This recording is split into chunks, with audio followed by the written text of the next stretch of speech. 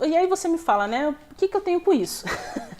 Como que isso vai me ajudar, né, na minha vida clínica, na minha prática clínica?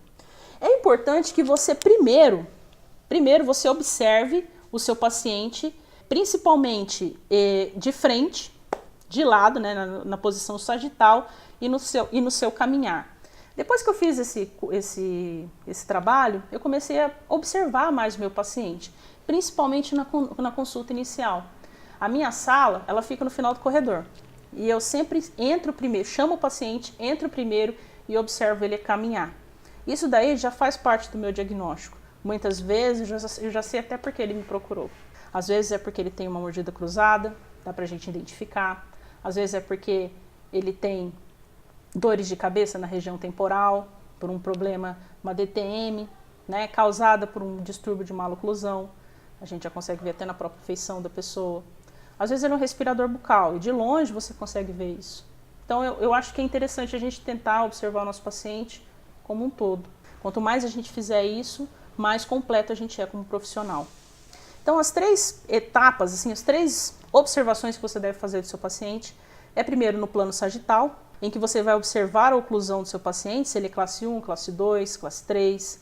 Você vai observar a curvatura, né, ele de lado, se ele apresenta uma lordose, uma sinfose, ou se ele tem uma coluna meio retificada, né, se é aqueles caras que andam assim, todo durinho.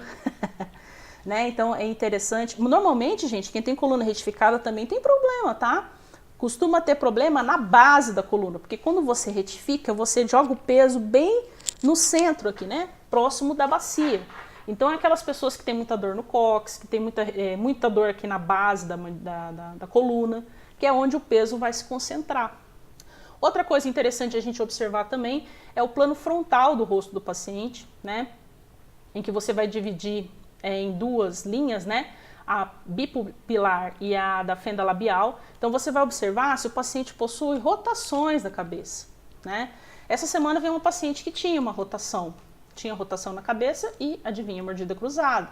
Então é interessante você observar se de frente, você pede para o paciente te olhar, né? Olhar nos seus olhos, de frente, e aí você consegue ver se existe alguma deformidade nessas linhas. Às vezes você vai descobrir, por exemplo, que ele não é harmônico, né? Às vezes um lado da pessoa é muito maior do que o outro. Eu tive uma paciente assim que teve esse problema, ela desenvolveu um lado da mandíbula e da maxila maior do que o outro. Então, quando ela abria a boca, ela abria em S, que um lado do ramo era maior, né? Da base da mandíbula era maior do que o outro.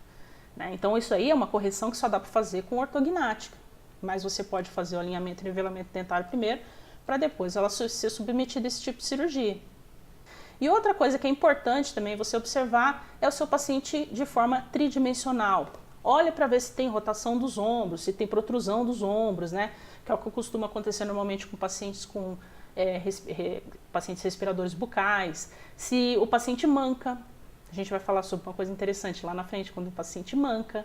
Se tem rotação da pelve, se tem rotação dos ombros, tá? Então, é você observar mesmo o seu paciente que vai te ajudar. Então, o normal seria a classe 1, você ter a linha bipupilar paralela à linha da fenda labial e o paciente ser equilibrado como um todo. Então, a linha bipupilar, bater com a linha dos ombros, bater com a cintura, bater com o plano onde estão os pés. Se você tiver isso, ótimo, seu paciente tem normalidade, né, de posicionamento ortostático.